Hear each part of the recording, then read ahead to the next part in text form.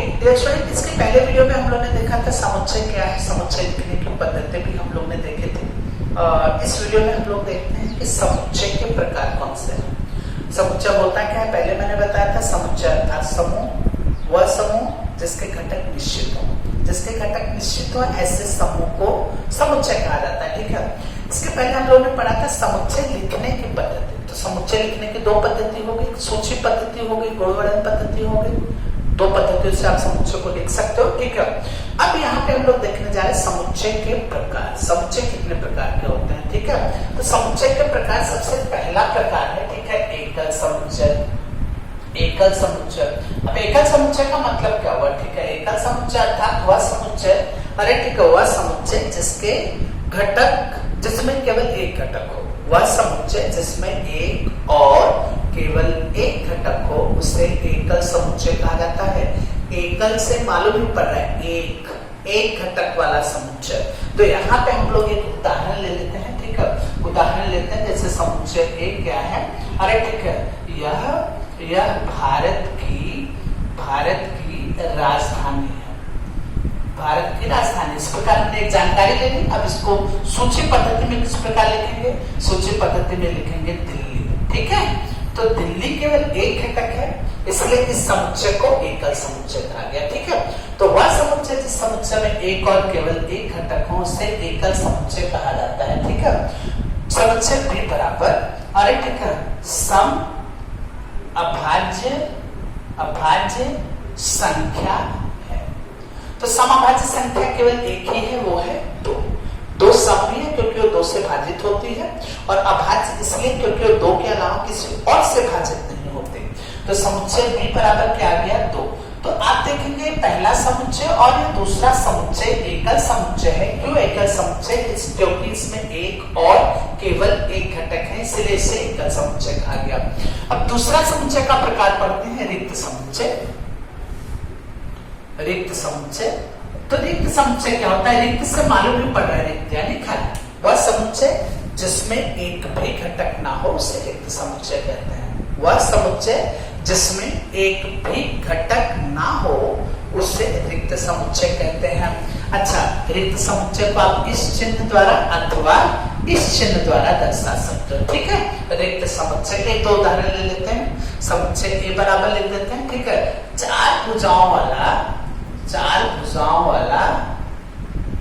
त्रिभुज है। ये चार भुजाओं वाला त्रिभुज, अब क्या बताइए, क्या त्रिभुज चार भुजाओं वाला होता है? नहीं, त्रिभुज तो तीन भुजाओं वाला होता है। लेकिन यहाँ पे कह रहे हैं चार भुजा वाला त्रिभुज, तो ऐसा कोई त्रिभुज नहीं है जो चार भुजा वाला हो, इसलिए समुच्चय ए रिक्त समुच्चय होगा क्योंकि इसमें एक भी घटक नहीं आएगा। अच्छा ठीक है, एक और एग्जांपल ले लेते हैं। ठीक है, जैसे बी बराबर सपोज ले लेते हैं, यह एक ऋण प्राकृत संख्या है।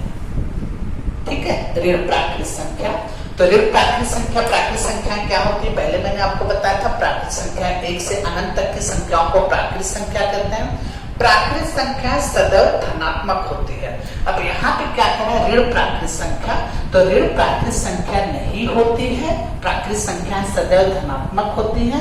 ऋण प्राकृत संख्या नहीं होती है, इसलिए समुच्चय बी में एक भी घटक नहीं आएगा, इसलिए समुच्चय बी रिक्त समुच्चय हुआ। तो समुच्चय ए भी रिक्त समुच्चय हुआ, समुच्चय बी भी रिक्त समुच्चय हुआ। ठीक है, अब तीसरा प्रकार देखते हैं, अरे ठीक है, सीमित समुच्चय।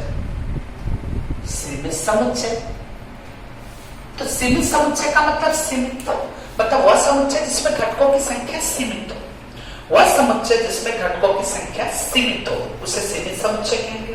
अरे ठीक है, और उसी प्रकार होता है असीमित। चौथा असीमित,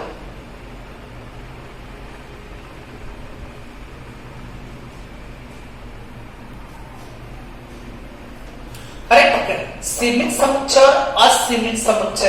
अरे ठीक है, तो इस प्रकार आप लिख सकते हो सीमित समुच्चय और असीमित समुच्चय। तो सीमित समुच्चय क्या हुआ, वह समुच्चय जिसमें घटक निश्चित हो, और निश्चित होने का मतलब ये हो कि जिसमें घटक सीमित हो, और असीमित का मतलब जिसमें घटक असीमित हो, बहुत सारे हो। ठीक है, एक उदाहरण ले लेते हैं, पहला उदाहरण ले लेते हैं। ठीक ठीक है। समुच्चय ए बराबर हम लोग यहाँ पे लेते हैं, अरे ठीक है, यह अंग्रेजी वर्णमाला के प्रथम 5 अक्षर। तो अंग्रेजी वर्णमाला के प्रथम 5 अक्षर A B C D E. तो ये सिंपल समुच्चय हो गया, क्योंकि 5 ही घटक आएंगे इसमें, 5 से अधिक घटक नहीं आएंगे। एक और उदाहरण ले लेते हैं, अरे ठीक है, समुच्चय बी बराबर 10 तक की